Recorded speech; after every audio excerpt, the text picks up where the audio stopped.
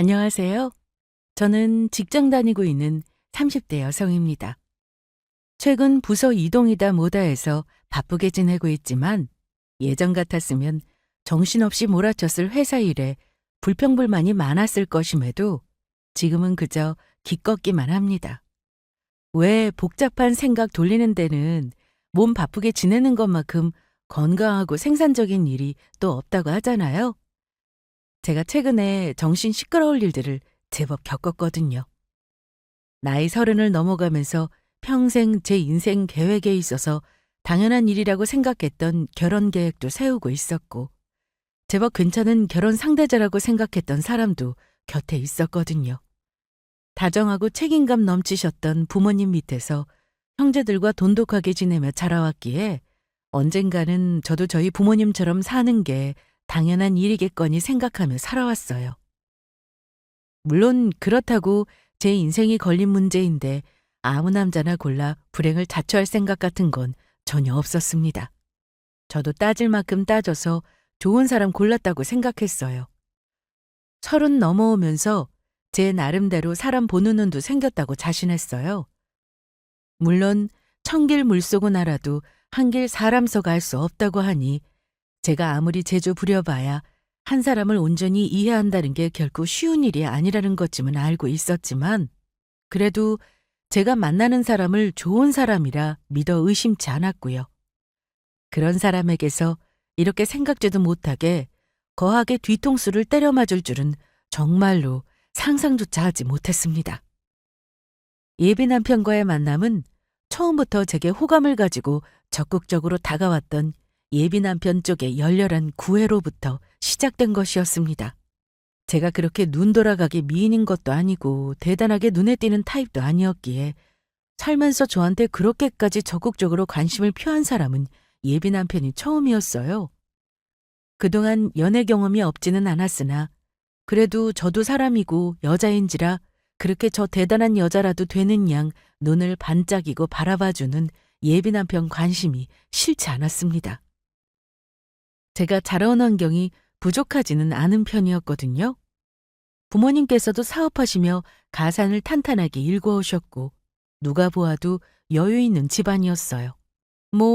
재벌급이나 대단한 중견기업 수준은 아니었다 하더라도 자식들 남부럽지 않게 키우는데 전혀 무리 없으실 만큼 능력 있는 부모님 밑에서 감사하게도 고생 모르며 자라왔습니다. 어릴 적에는 영화나 드라마에 나오듯 낭만적인 사랑에 대한 동경이 아주 없었던 것은 아니었으나 저도 머리 굵고 사회생활하면서 그런 허황된 생각은 많이 버리고 있었어요. 사랑은 짧고 인생은 기니 잠깐의 반짝이는 감정이 현혹되어 제 평생을 던져넣는 어리석은 짓은 하지 않을 자신이 있었습니다. 저희 부모님도 서로 비슷한 집안 환경에서 자라셔서 크게 갈등 겪지 않고 결혼 생활하셨고 제가 보기에도 그런 관계가 가장 이상적인 부부관계로 느껴졌습니다. 저 역시 저와 비슷한 조건에 성격 무던한 사람 만나 크게 마음고생할 일 없이 서로 맞추어가며 사이좋게 잘 살고 싶었습니다. 예비 남편이 제게 애정 표현을 잘하고 극진하게 대접해준 것도 마음에 들었지만 그렇다고 해서 땡전 한 푼 없는 가난한 집안 남자였더라면 그런 예비 남편을 받아주었을까 싶네요. 솔직히 저희 집이랑 비슷하게 예비 남편 집안 역시 넉넉한 편이 아니었다면 쉽사리 마음을 열기는 힘들었을 것 같습니다. 이런 얘기하는 제가 속물처럼 느껴지실지도 모르겠어요. 하지만 결혼은 현실이지 않습니까? 저보다 대단하게 있는 집에 시집가서 팔 잡힐 생각 같은 건 없었어도 사람이 살아온 환경이라는 걸 무시할 수 없으니 그런 부분에서 이미 이해관계가 통하는 사람을 선호하는 게 자연스러운 일 아닐까요? 저는 그게 딱히 나쁘다고 생각하지 않아요. 한마디로 제 입장에서는 저를 아껴주면서도 서로 갈등 생길 여지가 적은 비슷한 환경에서 자란 상냥한 사람 잘 만났다고 생각했어요. 부모님 사이가 좋았다는 건 역시 저에게는 예비 남편을 받아들이는데 긍정적으로 작용했습니다. 미리 말씀드렸다시피 저희 부모님은 부부 사이가 꽤 좋으신 편입니다. 저희 앞에서 투닥거리시거나 가끔 말다툼하신다는 것 정도는 알고 있었으나 갈등이 생기더라도 자식들한테까지 안 좋은 영향 끼치지 않으려고 노력 많이 하셨다는 것도 알고 있어요. 싸우는 일이 있다 하더라도 오래 끌지 않으려고 하셨고요. 이렇듯 저희 형제자매가 안정적인 가정에서 상처받지 않고 자라는데 부모님의 지대한 노력이 있었다는 걸 속속들이 다 알지는 못하더라도 짐작은 하고 있었습니다. 집안 분위기라는 게 사람 정서에 끼치는 영향이 지대하니 예비 남편 역시 저희 집처럼 부모님 사이가 좋았다는 말에는 안도감마저 들더군요. 부모님께서 워낙 사이가 좋으셨거든. 몇 년 전에 지병으로 아버지 돌아가시고 그래서 어머니께서 많이 힘들어 하셨지. 제게 지극정성이면서도 그렇게 홀로 남겨진 어머니께도 효심이 지극한 예비 남편이었습니다. 보통 아들들이 부모님께 무뚝뚝하고 정없이 구는 경우도 드물지 않잖아요? 일남 이녀로 형제가 많은 편인 저희 집과는 달리 외동아들인 남편이 딸 같은 아들로서 예비 시어머니 곁을 지키는 모습이 참 보기 좋았습니다. 저런 다정함이 결혼해서 결국 저와 미래의 저희 아이들에게도 똑같이 향할 거라고 생각하니 저런 사람과 함께 가정을 일구는 것이 기대되었습니다. 예비 시어머니께서 전업주부로서 평생을 사셨고 예비 시어머니 돌아가신 이후로 따로 일을 시작하지는 않으셨다고는 하나 예비 시어머니 돌아가시면서 남겨주신 유산도 상당한 걸로 들었습니다. 예비 남편도 하고 다니는 차림새가 돈꽤나 있는 집 아들티가 났어요. 사실 저희 집 부모님들께서 부유하신 편이지 30대라고는 해도 사회생활 몇 년 겪지도 않은 저희가 월급 열심히 모았다고 해봤자 뭐 그렇게 가진 돈이 넉넉했겠습니까?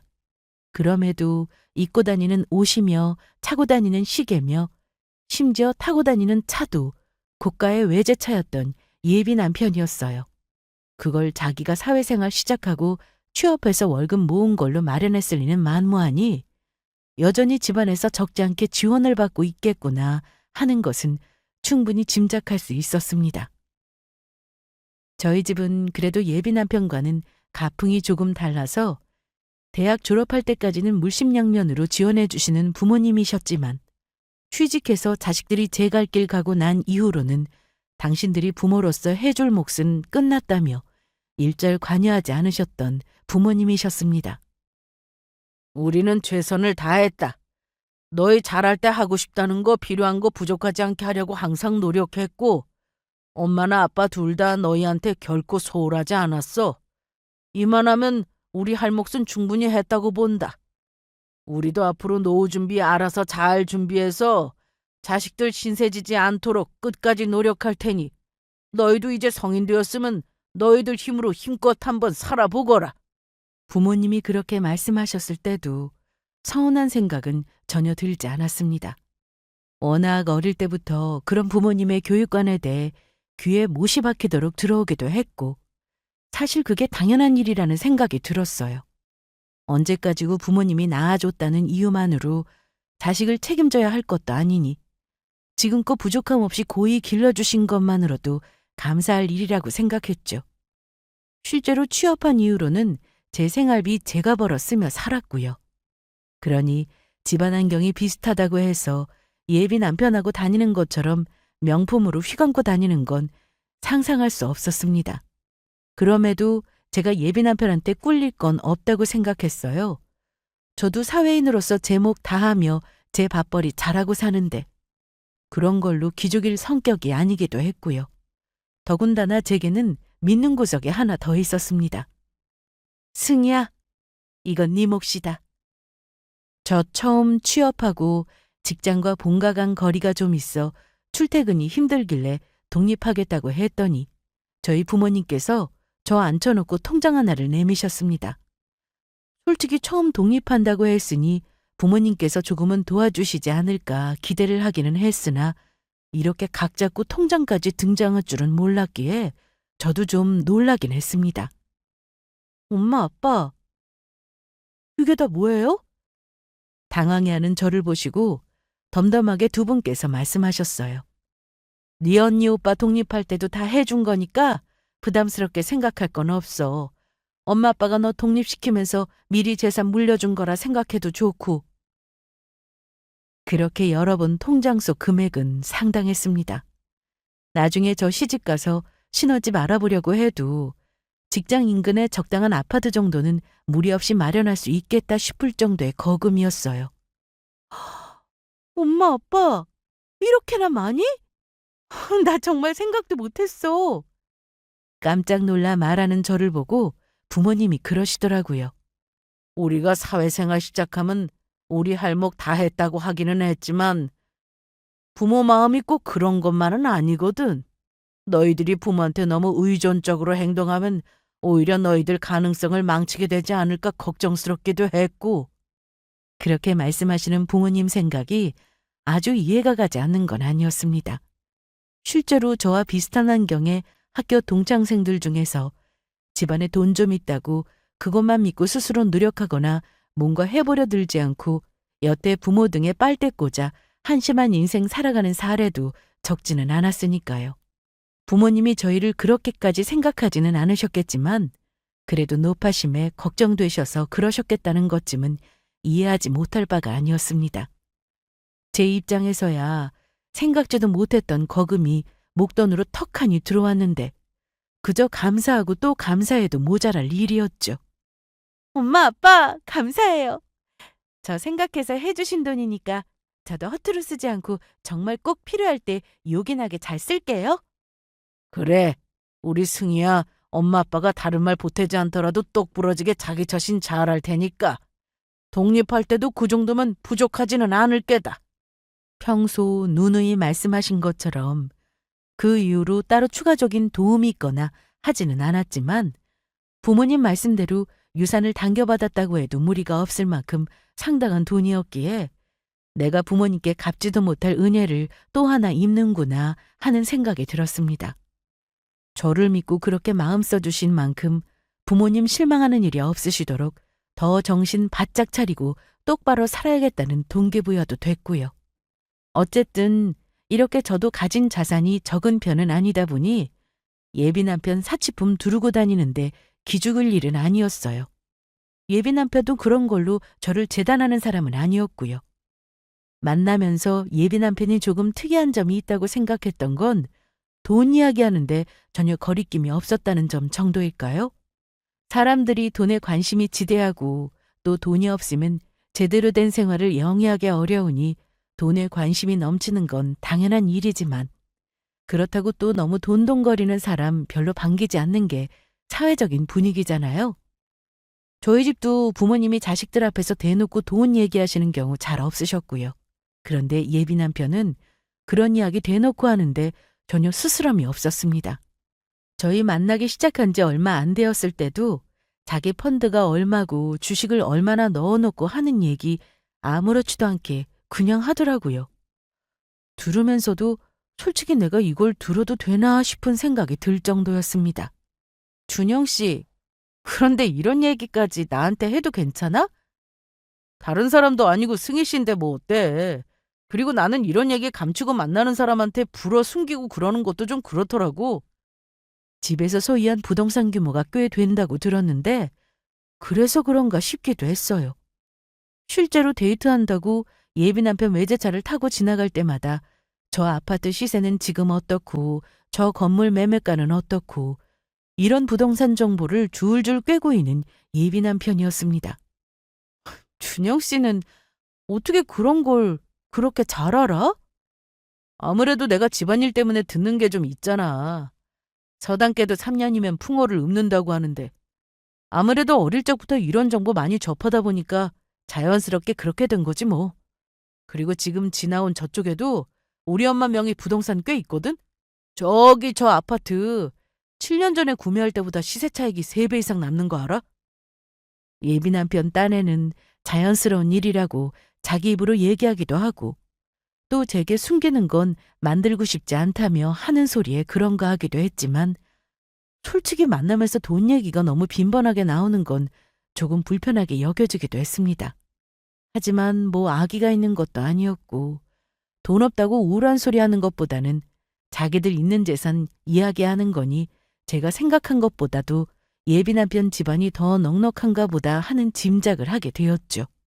사람마다 돈 대하는 태도도 조금씩 차이가 있을 수밖에 없으니 평소에 제게 잘하는 거 생각하면 그 정도 조금 안 맞는 것쯤이야 크게 문제 삼을 만한 일은 아니라고 과소평가하기도 했고요.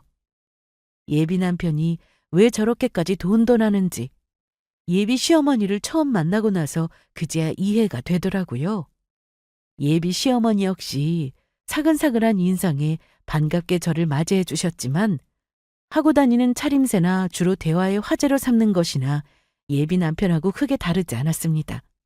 특히나 예비 시어머니 전신을 휘감고 있는 명품은 예비 남편이 착용하던 것들보다도 훨씬 고가의 물건들이었어요.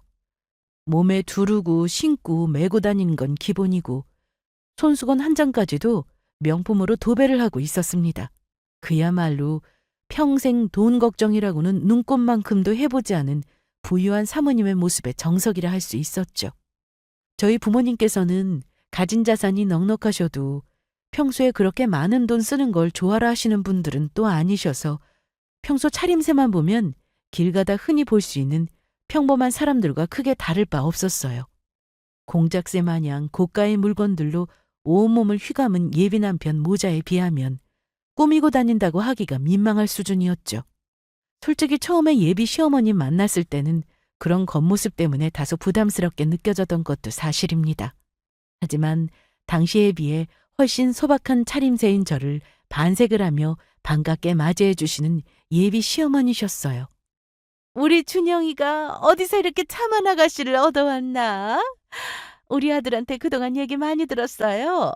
하도 승희 씨 궁금해서 졸라도 보물처럼 꽁꽁 감추고 보여주질 않느니 이제야 드디어 만나게 되네. 진작 찾아뵙고 인사드렸어야 하는데 이제서야 인사드려서 죄송해요, 어머니. 아유, 무슨 소리를. 내가 우리 아들 상미를 모르는 것도 아니고 지금이라도 이렇게 봤으니까 얼마나 기쁜 일이야. 내가 사람 보는 촉이 좋은 편이거든. 승희 씨랑 나는 정말 잘 통할 것 같아. 그렇게 오랜만에 만난 반가운 지인이라도 되는 듯 생글생글 웃으시며 저를 반겨주시는데 저 역시 처음에 가졌던 경계심이 스르륵 풀어져 버렸습니다. 하고 계신 차림이 강렬하다 보니 성격도 좀 강하지 않으실까 하는 첫인상이었는데 역시 첫인상은 첫인상일 뿐인지 활달하고 정겹게 저를 대해주시는 모습에서 안도감을 느꼈습니다. 아무렴 앞으로 시어머니 되실 분이고 예비 남편과 결혼하면 평생을 함께해야 할 가족이 되는 셈인데 첫 단추를 잘 꿰었으니 다행스러운 마음이었습니다. 처음 보는 며느리감도 어여삐 봐주시는 예비 시어머니께 감사하기도 했고요. 처음 결혼 이야기 나오고 인사드린 이후로 저 반갑다며 자주 불러주시는 통에 예비 시어머니 뵙는 일도 잦아졌습니다. 아무래도 애초부터 결혼 이야기 전제로 하고 만나 뵙게 되었다 보니 신혼집이나 혼수 문제부터 금전적인 이야기가 오가지 않기가 더 힘들었어요. 예비 남편과 예비 시어머니 둘이서 주고받는 대화 내용만 보더라도 그 둘이 돈에 관심도 많고 가진 자산도 많다는 티가 철철 났습니다. 신혼집은 어느 쪽에 구하는 게 좋겠어? 복잡하게 따질 거 없이 우리가 가지고 있는 건물 하나 들어가는 것도 나쁘지 않을 듯 싶은데? 우리가 가지고 있는 건 승희 씨 직장이랑 거리가 너무 떨어져서 출퇴근이 힘들 것 같아서. 하긴 그것도 고생스러운 일이지. 그럴 줄 알았으면 그 근처로도 매물 나온 거 미리 사두는 건데. 집 사는 걸 마트 가서 장 보는 것처럼 대수롭지 않게 이야기하는 것이 가진 자산 규모를 짐작해 했습니다. 저희 집도 없는 집은 아니었지만 그렇다고 해서 요새 집값이 한두 푼도 아닌데 저렇게 쉽게 이야기할 수가 있는 건가? 부동산 자산이 꽤 된다고 하더니 그런 집은 좀 다른가 보다 속으로 생각했어요. 어찌되었든 제가 생각한 것보다 더 부유한 집에 시집가게 됐다고 생각하니 솔직히 기분은 나쁘지 않더라고요. 이왕이면 넉넉한 환경에서 살고 싶은 게 사람 본능 아니겠습니까? 저라고 크게 다를 바가 없었죠. 특히나 저렇게 여유 있는 집안에서 며느리감인 저 예뻐하시며 항상 뭐라도 하나 더 해주고 싶어 하시는 게 제 가치를 인정받았다는 느낌까지 들어 괜히 더 뿌듯했습니다. 승희야, 왜 이렇게 못 먹어? 여기 셰프가 파리에서 오랫동안 미슐랭 레스토랑 오너 셰프로 있었다고 하더라고. 내가 그간 고급 레스토랑 적지 않게 돌아다녀 봤어도 여기만한 데가 없더라고. 얘 결혼 준비한다고 힘들어서 살 쏙 빠진 것 좀 봐. 아니에요, 어머니. 정말 맛있게 잘 먹고 있어요. 이런 곳은 예약하기도 쉽지 않을 텐데 매번 이렇게 어머니께 받기만 해서 어떡해요? 무슨 소리야? 내 며느리 될 사람이고 곧 내 자식 될 텐데. 부모가 돼서 자식한테 이 정도도 아까워하면 쓰나? 그러니 그런 소리 말고 너는 네 몸 잘 챙기고 우리 준영이랑 사이좋게 잘 살 생각만 해. 결혼 전에 벌써부터 저를 이렇게 애지중지 아껴주시는데 그런 예비 시어머니께 정이 들지 않기가 더 힘들었습니다. 저희 부모님께서도 당신 자식들인 저 그리 아껴주시는 예비 시어머니께 항상 감사하게 생각하셨어요. 다행이다. 시부모님 될 자리라는 게 정말 중요한데 그런 분이 우리 딸을 이렇게 소중하게 아껴주시니 걱정할 게 없겠구나. 결혼해서도 어머님이랑은 정말 잘 지낼 수 있을 것 같아. 우리 딸 지금껏 부모 속 한 번 안 썩이고 착하게 지내서 복 받는가 보다. 혼수며 제게 들어가는 거며 아끼지 않고 좋은 것으로 해주시고 예비 남편이나 예비 시어머니나 항상 저를 배려해 주시는 모습에 행복한 나날이었습니다. 결혼이 결코 쉬운 일이 아니라고 하는데 솔직히 결혼 준비하면서 힘든 일 꽤나 생길 거라는 각오 안 한 게 아니었음에도 이렇게 순조롭게 진행되어도 되나 싶을 정도로 평온한 나날들이었어요. 승희야, 고부관계라는 게 결코 쉬운 관계가 아니라지만 그것도 다 하기 나름 아니겠니? 내가 자식이라고는 탈랑 준영이 제 하나뿐이어서 그런가 살면서 딸이 아쉬운 순간이 얼마나 많았는지 몰라. 며느리한테 딸 노릇 해달라는 거 욕심인 건 알지만 그래도 우리 승희하고는 정말 엄마랑 딸처럼 잘 지낼 수 있을 것 같아. 나도 노력 많이 할게. 모녀지간 같은 고부 사이가 되자며 제 손을 꼭 잡아주시는 예비 시어머니와 저도 정말 잘 지내고 싶은 마음이었습니다. 이렇게 시댁사랑 듬뿍 받으며 결혼할 수 있는 것도 축복이라고 생각했어요. 본격적으로 신혼집 보러 다니고 거기 들어갈 가전 예약도 하는 등 결혼 준비를 하게 되면서 예비 남편보다도 오히려 예비 시어머니 도움을 많이 받았을 정도였습니다. 저 결혼 이야기 나오기 시작하면서 저나 예비 남편은 모두 서로의 경제적인 상황을 투명하게 공개한 상태였습니다. 예비 남편이야 저 만난 초창기부터 거리낌 없이 자기 재산 상황을 비롯한 여러 가지 것들 숨기지 않고 오픈해왔습니다. 저쪽에서 먼저 저렇게 제게 숨김없이 모든 걸 솔직하게 이야기하는데 결혼까지 결심한 마당에 따로 숨기는 일 만들고 싶지는 않았어요. 뭐 그래봤자 제 재산이랄 건 몇 년간의 직장 생활 끝에 열심히 모은 적금 통장 하나와 당시 제가 지내고 있던 자취하던 집 정도였지만 제 나름대로 마지막 보루라 여기고 있던 부모님께 미리 물려받은 재산에 대한 이야기도 그때 털어놓았습니다. 아마 우리 결혼한다고 해서 이제 와서 우리 부모님한테 특별히 지원 기대하기는 어려울 거야. 미리 말했다시피 우리 집은 자식들 독립시키고 나면 성인으로서 대우해 주시면서 부모라고 함부로 간섭하지 않으셨고 그런 만큼 자기 생활 꾸려가는 건 각자 몫이라고 강조하셨으니까 게다가 미리 받은 돈도 따로 있으니까 사실 여기에서 더 바라는 게 염치 없다 싶기도 해. 그럼. 나는 자기 이렇게 반듯하게 잘 키워주신 것만 해도 장인 장모님께 감사해. 그리고 뭐 우리가 돈이 아쉬운 처지도 아니고 우리 신혼살림 시작하는데 처갓집 도움 받지 않아도 부족한 거 하나도 없으니까 승희 씨는 걱정할 거 하나도 없어. 미리 저희 쪽 사정을 설명하는 제 말에도 자신 있게 큰 소리를 땅땅 치는 예비 남편이 믿음직스럽게 느껴졌습니다. 실제로 결혼 이야기 오가면서 예단이니 뭐니 하며 예비 남편이나 예비 시어머니 쪽에서 제게 금전적으로 부담 갈 만한 요구를 한 적도 없었습니다.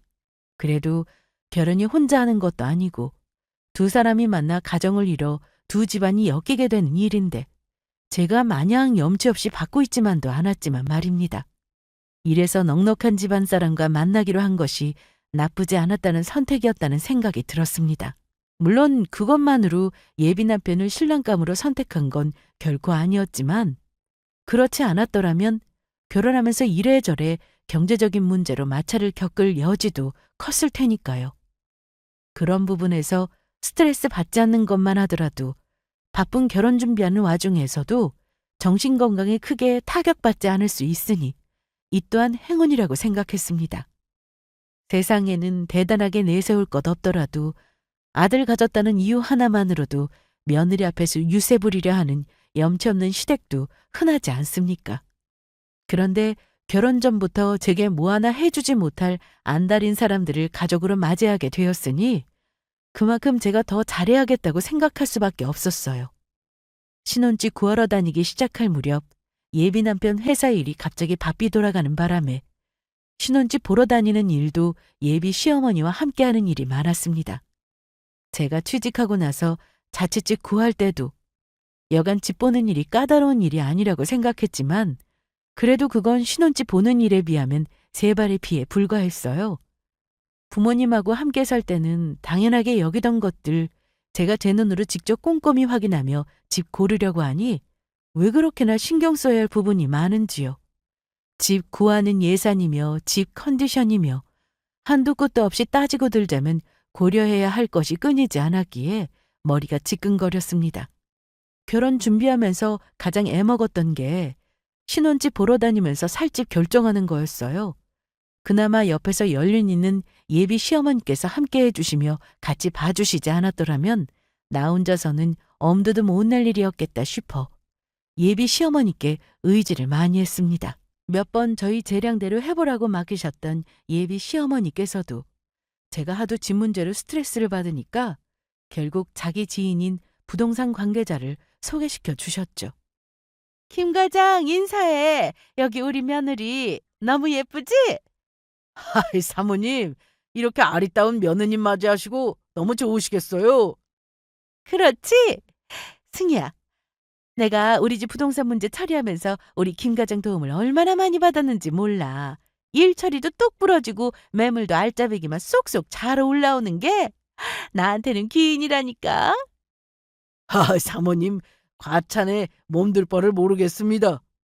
내가 특별히 신경 써서 우리 며느리까지 소개시켜주는 거니까 진짜 좋은 매물만 골라줘야 해. 아이고, 여부가 있겠습니까? 딱 보기에도 예비 시어머니와 그 부동산 직원은 알고 지내온 세월이 짧지 않은 돈독한 사이처럼 보였습니다. 아무래도 집에서 부동산 관련으로 처리할 문제가 많다 보니 가까워지신 것 같더라고요. 저도 모르는 사람보다야 예비 시어머니 통해 좀 더 믿을 만한 사람에게 매물 소개받는 편이 속 편하겠다는 생각이 들었어요.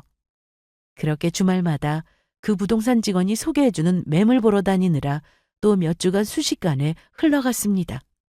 그날 역시 예비 남편이 회사 일로 주말인데도 출근을 하고 예비 시어머니 팔짱을 끼고 집을 보러 갔어요.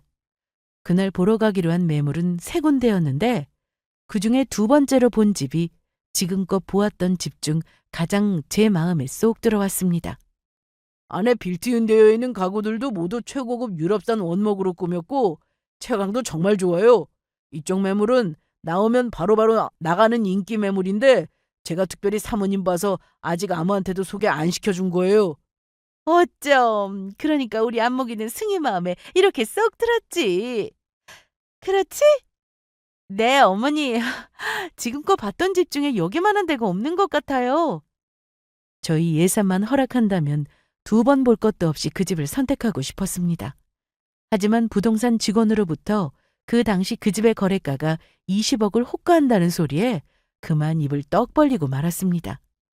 예산에 맞는 집 구하려고 하면 항상 아쉬운 부분이 눈에 보이고 마음에 든다 치면 비싼 거야 당연한 일이라 생각하면서도 20억까지는 생각하지 못했거든요. 그래도 완전히 도심지인 제 직장에서 차를 타고 조금 들어가야 했기 때문에 그것보다는 가격이 조금 줄어들었지 않았을까 싶어 넌지시 여쭤본 거였는데 그만 20억이라는 말에 입이 다물어지고 말았습니다. 사실 그때 제가 가지고 있던 부모님이 주신 돈이나 제가 번 돈에 신혼부부가 대출까지 고려해서 영혼까지 끌어모아 닥닥 긁어모으면 입주가 아주 불가능한 집은 아니기는 했어요. 하지만 가진 것을 죄다 털어넣어야 간신히 가능한 수준이었기 때문에 고민하지 않을 수가 없었습니다. 집값 무섭다 해도 이 정도까지일 줄은 몰랐어요. 저도 모르게 조금 위축되는 기분이 들더라고요. 집 가격 들은 이후로 섣불리 마음에 든다는 소리도 또 하지 못하고 망설이고 있는 제 꼴을 보더니 예비 시어머니가 대뜸 그러시더라고요. 승희야, 내 보기에도 네가 여기보다 더 마음에 드는 집을 찾을 수 있을 것 같지는 않다. 이제 결혼 정말 얼마 남지도 않았는데 결정을 해야지. 네 마음에 차는데도 금액이 마음에 걸려서 망설이는 거면 그럴 거 하나도 없어. 니들 신혼집 이거 내가 해주마. 20억이라는 말에도 고민하는 기색 한 번 없이 그 집을 계약하겠다고 나서는 예비 시어머니였습니다. 저는 화들짝 놀라서 일단 그런 예비 시어머니를 뜯어말렸어요. 어머님, 아무리 제 마음에 들어도 그렇지 20억이 어디 한두 푼도 아니고 제가 어떻게 어머니께 이렇게 비싼 집을 덥석 받아요. 못 받을 건 또 무슨 일이야? 내가 엉뚱한 사람한테 헛돈 쓰는 것도 아니고 내 아들 곧 며느리들 너한테 쓰는 건데 죽을 때 내 재산 다 짊어지고 죽을 것도 아니고 자식들한테 이 정도도 못하면 어미라고 내가 어떻게 면이 서겠어? 내가 너를 몰라? 지금껏 집 보러 다니면서 지금처럼 네 표정에 화날 데가 없었는데 네가 이렇게나 마음에 든다고 하는데 당연히 내가 이 정도쯤은 해줘야지. 항상 제게 아까워하시는 것 없으시며 저희 신혼집 얘기 나왔을 때도 넌지시 자기가 신혼집 해줄까 물어보시곤 하셨지만 그렇다고 염치도 없이 그거 덥석 받을 생각은 아니었어요. 가급적이면 저희 능력이 해결하는 선에서 결혼 준비하고 싶기도 했고요. 설령 마지막까지 예비 시어머니께서 저희 신혼집을 해주신다 고집을 피우시더라도 이렇게까지 비싼 집 해주시겠다는 소리를 하실 거라고는 생각하지 못했기에 당황하고 놀랄 수밖에 없었습니다.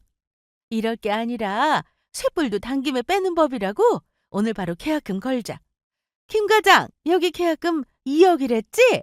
계약금 바로 보낼 테니까 지금 다른 사람 보여줄 생각 말고 이 집 꼭 묶어놔요. 알았지?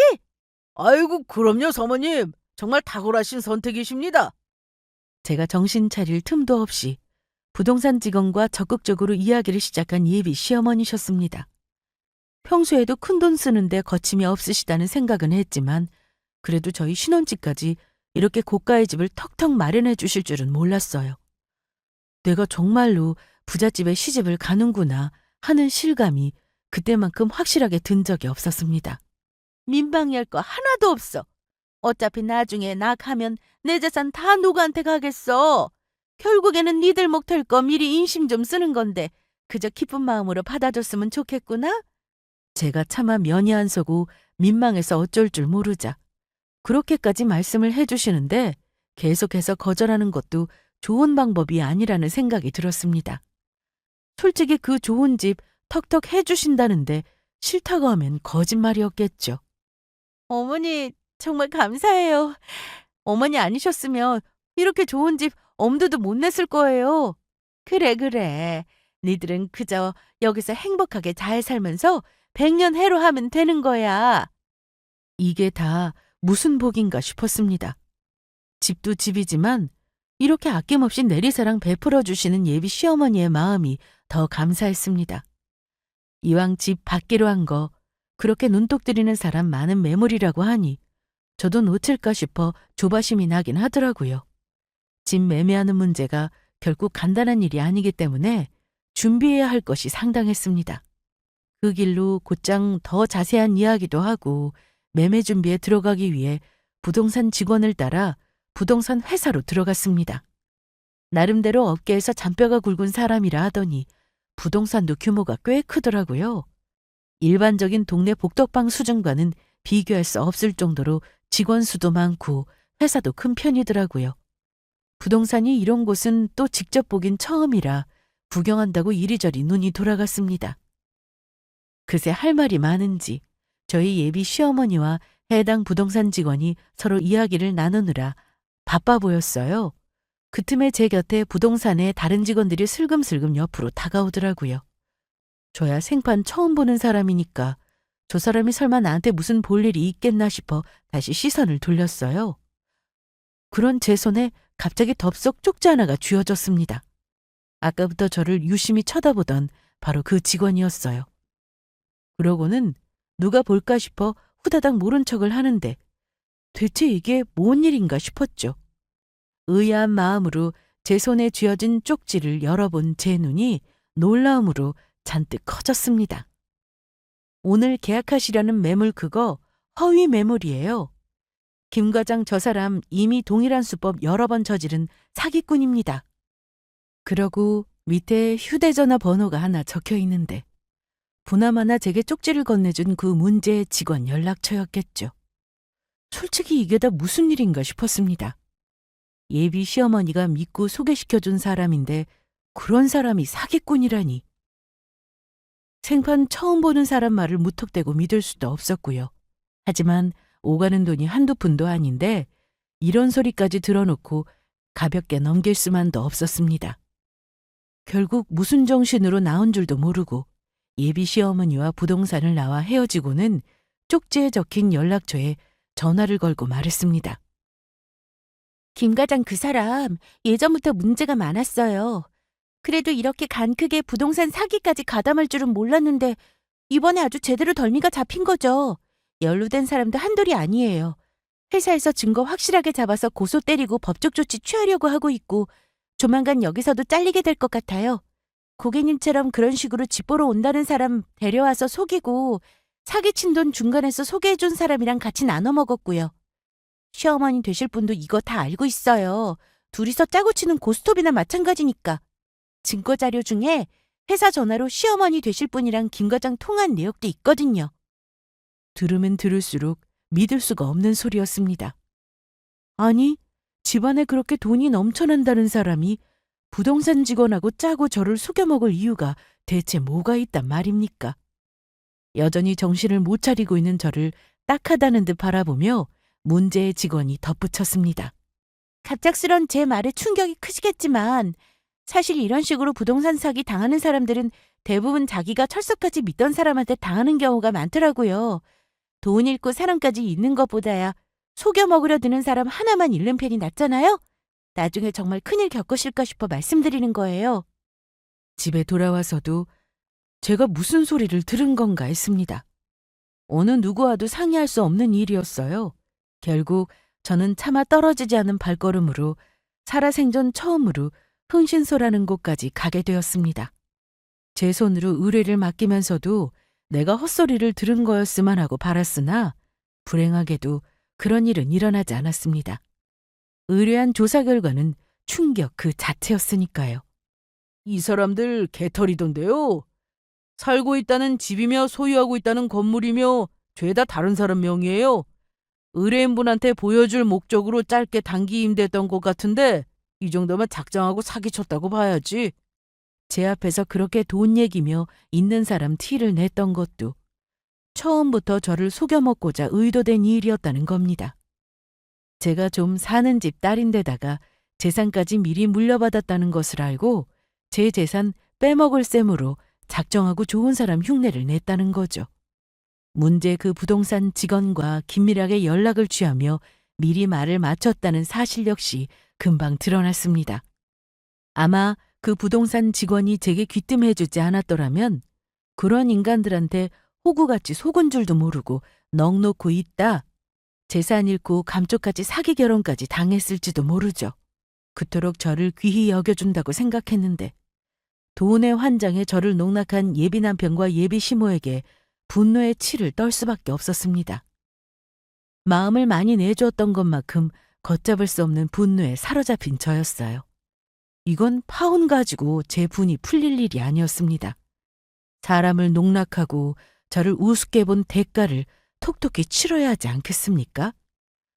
뻔뻔하게도 제게 신혼집 해주겠다는 소리를 여전히 늘어놓는 그 예비 시모라는 여자에게 살살 꼬드기며 말했습니다.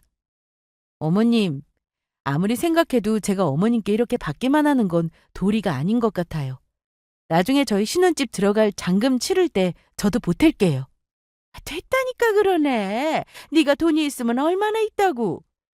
그러지 마시고 제 돈 받아주세요. 그 대신에 집에 들어갈 가전이나 저 결혼 혼수로 할 명품백 같은 거 미리 해주시면 되잖아요. 제 물건까지 미리 당겨받으려 들 거라는 생각은 못했으니 잠깐 당황하는 기색이 비쳤으나 그런 것들이 집값에 비견될 리는 만무했습니다. 그 잠깐 사이에도 계산기를 두드리느라 눈알 굴러가는 꼴을 보고 있자니 속에서 구역질이 날 지경이었어요. 그렇게 저한테 역으로 속은 줄도 모르고 그저 제 돈 한몫 뜯어낼 생각에 눈이 뒤집힌 예비 시모와 예비 남편놈에게 저는 고급 가전이며 명품백까지 야무지게도 뜯어냈습니다.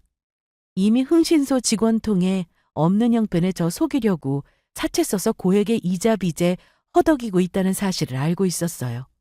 거기다 추가적으로 저 제대로 속여 넘겨보겠다고 급전이 필요했으니 시중은행 거래가 싹 막혀있는 저들 처지로 돈 빌릴 곳은 결국 또 사채뿐인 것 또한 알고 있었습니다.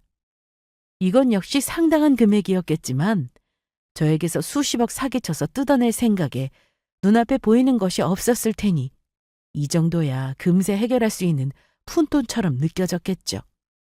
그것들이 평생 그 돈 갚지 못해 사채업자들에게 인간 이하에 취급받으며 시달리게 되리라곤 생각조차 하지 않고 말입니다. 그렇게 신혼집 제외한 혼수 가정과 제 손으로 들어온 명품 등의 결제가 완벽하게 마무리되던 날, 저는 보란듯이 그것들 앞에서 파혼을 선언했습니다. 저한테야 예정된 수순이었지만 그들 입장에서는 청천벽력이었겠죠. 갑자기 파혼이라니 그게 무슨 소리야? 승희야, 대체 뭐 때문에 그러는 거야? 우리가 너 서운하게 한 거 있니? 서운? 그걸 고작 서운이라는 말로 퉁칠 수 있겠어요? 남의 재산 욕심내고 사람 기만해서 사기친 것도 모자라서 나 등쳐먹으려고 들더니 어때요? 역으로 나한테 속아보니까? 제가 이미 모든 사실을 알고 벌인 일이라는 걸 그제야 깨달은 사기꾼 모자였습니다. 제 돈으로 호의호식할 꿈에 부풀어 있었을 텐데 그게 모조리 허사로 돌아갔으니 저들 입장에선 그 순간이 생제옥이나 다름없었겠죠. 얼빠진 멍청한 표정을 보고 있자니 통쾌한 마음에 저도 모르게 웃음이 터져나왔습니다. 꼴 좋다. 이제 등쳐먹을 며느리라는 눈먼 여자도 없고 가뜩이나 없는 것들이 제 주제에 사채비 갚을 능력도 안 되니 앞으로 신세가 어떨지 눈에 훤하네. 감히 나를 기만하고 벗겨먹으려둔 주제에 니들이 끝까지 잘 살 수 있을 줄 알았어? 쌤통이다 이것들아. 사채비 갚는다고 허덕이면서 죽도록 고생해봐. 그제야 제가 이런저런 핑계를 대가며 의도적으로 추가로 사채를 빌린 것까지 유도한 것을 알게 된 예비 시모와 예비 남편놈이었습니다. 이런 법이 어딨어? 우리가 그동안 너한테 쓴 돈이 얼마인데? 너 분명 나한테 집값 붙이라고 했잖아. 그래서 뭐 어쩌라고? 내가 사채 쓰라고 했니? 내가 내 돈 욕심부리면서 사기치라고 사정이라도 했어? 잘못은 지들이 해놓고 지금 어디에서 큰 소리야? 안 돼. 이럴 순 없어. 안 돼! 더없이 상냥한 예비 시어머니의 탈을 벗은 사기꾼은 추악하기 그저없었습니다. 그러게 없으면 없는 대로 열심히 벌어서 정직하게 먹고 살 생각을 해야지. 어디 사람을 쥐갑 취급하며 속이려 듭니까? 자신들이 스스로 불러온 재앙인데 안타까울 이유는 하나도 없다고 생각했습니다. 오히려 이제 빚만 켜켜이 남아 가난에 허덕이며 비참한 생활을 하게 될 예비 시모와 예비 남편 꼴을 상상하니 더없이 속이 시원해질 뿐이었어요. 그것만 문제가 아니었죠. 애초에 부동산 사기에 연루된 것 때문에 제게 덜미를 잡힌 것이 아닙니까? 제게 제보해 주었던 직원 말대로 그러고 얼마 지나지 않아 문제 부동산 직원에 대한 조사와 소송이 시작되었기에 예비 시모와 예비 남편 역시 그 혐의를 피해가기가 어려웠습니다. 가뜩이나 사채업자에게까지 쫓기는 신세가 되었는데 부동산 사기라는 대형 경제사범과 엮여 법원을 들락거리는 것이 아주 죽을 맛이었겠죠. 애초에 가진 것도 없는 것들이 거기서 더 떨어질 수가 있을까 싶을 정도로 제대로 패가망신한 셈이었습니다. 사기꾼에게 딱 걸맞은 최후였어요. 제게 몰래 쪽지를 전해준 그 직원분께는 추후에 따로 연락해 사례를 했습니다. 저런 추악한 것들로부터 벗어날 수 있게 해준 것도 모자라 사기까지 피하게 해주셨으니 제게는 귀인이셨죠. 당연히 해야 할 일을 했습니다. 제대로 되갚아줬다고는 해도 파혼으로 인한 스트레스가 아주 없지는 않아 한동안 속이 시끄러웠으나 바쁘게 일하며 지금은 일상의 평온을 되찾았습니다. 아무려면 돈 뜯기고 이혼하는 것보다야 파혼이 훨씬 낫다 싶어요. 제 이야기는 여기까지입니다. 속 시끄러운 얘기 끝까지 잘 들어주셔서 감사드려요.